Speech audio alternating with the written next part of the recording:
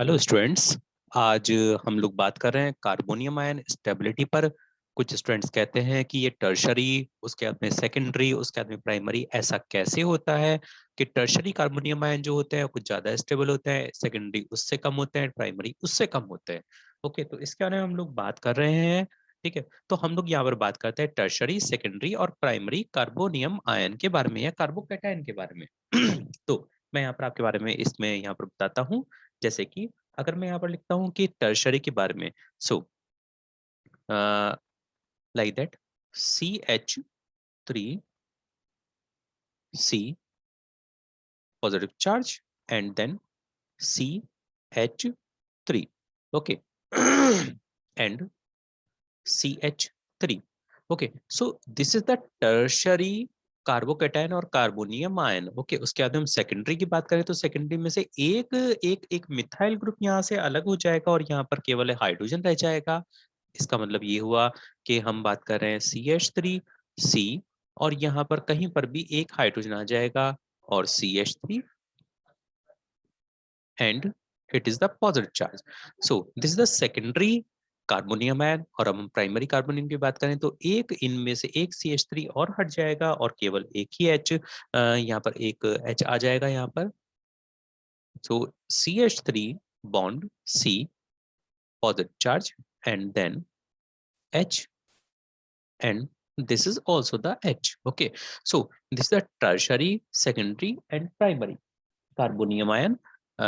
तो हमें इनमें से पता करना है कि इनमें से ये टर्शरी वाला जो होता है ये मोस्ट स्टेबल क्यों होता है, उससे कम ये क्यों होता है और उससे कम ये क्यों होता है, ऐसे करके ये इस तरीके से क्यों होता है। ओके, तो इसमें हमारे पास में एक इफेक्ट आता है that is called the hyper conjugation effect. तो हाइपर कॉन्जुगेशन इफेक्ट के अकॉर्डेंस में हमें ये सारी चीजें समझ में आ जाती हैं। हाइपर कॉन्जुगेशन इफेक्ट क्या कहता है कि यहाँ पर ये एक हमारे पास में जो है ये फंक्शनल ग्रुप के लिए बात करेंगे इसको।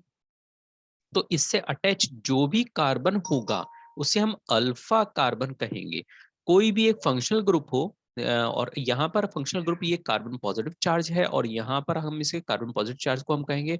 तो यहाँ पर ये अल्फा होगा, अल्फा कार्बन, और यहाँ पर भी ये भी अल्फा है और ये भी अल्फा कार्बन है।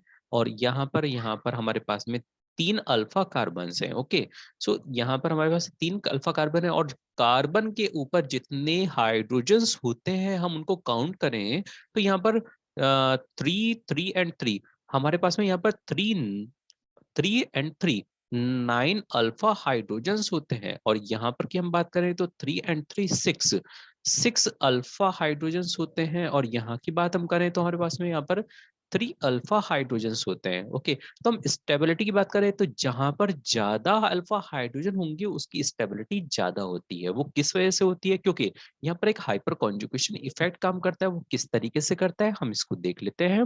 सो गाइज मैं यहाँ पर बताता हूँ CH H and then H.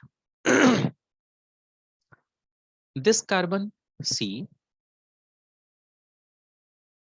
H H and then H, और फिर यहाँ पर नीचे C H H and then H। यहाँ पर पॉजिटिव चार्ज है। और अगर यहाँ पर पॉजिटिव चार्ज है और इसका मतलब ये हुआ कि यहाँ पर एक ऑर्बिटल वैकेंट है जिसके पास में इलेक्ट्रॉन नहीं है, तो यहाँ से क्या होगा, या तो ये हाइड्रोजन या फिर ये हाइड्रोजन या फिर ये वाला हाइड्रोजन, क्योंकि इस कार्बन के लिए ये तीनों हाइड्रोजन बराबर हैं। उसी तरीके से इस कार्बन के लिए ये कार्बन होने पर ये तीनों हाइड्रोजन बराबर है, यहाँ पर भी बराबर है। इनमें से कोई सा भी एक हाइड्रोजन अपने इलेक्ट्रॉन डेंसिटी को यहाँ पर शेयर कर लेगा और हाइपर कॉन्जुगेशन इफेक्ट बैठ जाएगा। और तब जाकर के क्या होगा, that is the CH3 and C double bond C H H, और यहाँ पर कुछ नहीं रहेगा, यहाँ पर डबल बॉन्ड प्रिपेयर हो चुका है। तो यहाँ पर क्या होगा कि H positive as it is रह जाएगा अपने इलेक्ट्रॉन के लिए, और यहाँ पर क्या होगा एज इट इज CH3। इसी तरीके से यहाँ पर एक तरफ से शेयर हुआ है दूसरी तरफ से भी शेयर हो सकता था, तीसरी तरफ से भी शेयर हो सकता था। इसी तरीके से यहाँ पर भी 3 हाइड्रोजन है, यहाँ पर भी 3 हाइड्रोजन है, तो यहाँ पर 9 टाइम्स शेयरिंग हो सकती है इलेक्ट्रॉन्स की, और यहाँ पर हाइपर कॉन्जुगेशन इफेक्ट 9 टाइम्स हो सकता है। ओके, सो यहाँ पर 9 टाइम्स हाइपर कॉन्जुगेशन इफेक्ट हो सकता है। सो स्टूडेंट्स, अब अगर हम यहाँ पर बात करें 6 कार्बन है, यहाँ पर 6 अल्फा हाइड्रोजन है, तो यहाँ पर अगर हम 6 अल्फा हाइड्रोजन की बात करें तो यहाँ की अपेक्षा देखिए यहाँ पर ये अल्फा है और ये अल्फा है, यहाँ से 3 hydrogen atoms and 3 hydrogen atoms. Okay, तो यहाँ पर 3 एंड 3, 3 और 3 हाइड्रोजन एटम्स यहाँ पर हैं, तो ये क्या करेंगे, ये और ये 3 एंड 3 6 टाइम्स यहाँ पर हाइपर कॉन्जुगेशन इफेक्ट शो करेंगे और मल्टीपल बॉन्ड क्रिएट करेंगे, यानी कि डबल बॉन्ड क्रिएट करेंगे। ओके, और इसी तरीके से अगर हम और आगे की बात करें तो यहाँ पर हमारे पास में कितने, ओनली 3 हाइड्रोजन एटम्स है। यहाँ पर हमारे पास केवल 3 हाइड्रोजन एटम्स है, और अगर यहाँ पर केवल 3 हाइड्रोजन एटम्स है तो ये केवल 3 ही तरीके से कर सकता है।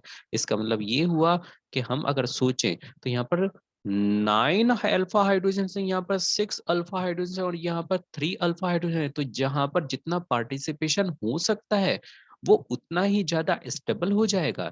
यहाँ से 9 तरीके से 9 टाइम्स 9 तरीके से 9 टाइप से हाइड्रोजन अपने आप में हाइपर कॉन्जुगेशन इफेक्ट शो करेगा, और इस तरीके से क्या होगा, ये ज्यादा से ज्यादा स्टेबल होगा, ये उससे कम स्टेबल होगा, और ये सबसे कम स्टेबल होगा। और इसलिए कहा जाता है कि टर्शरी कार्बोनियम आयन सबसे ज्यादा स्टेबल होता है, सेकेंडरी उससे कम होता है, और प्राइमरी उससे कम होता है। और यहाँ पर क्या आता है, सबसे पहले हमने जो पहले चीज समझी थी, कौन सा इफेक्ट आता है यहाँ पर आता है हाइपर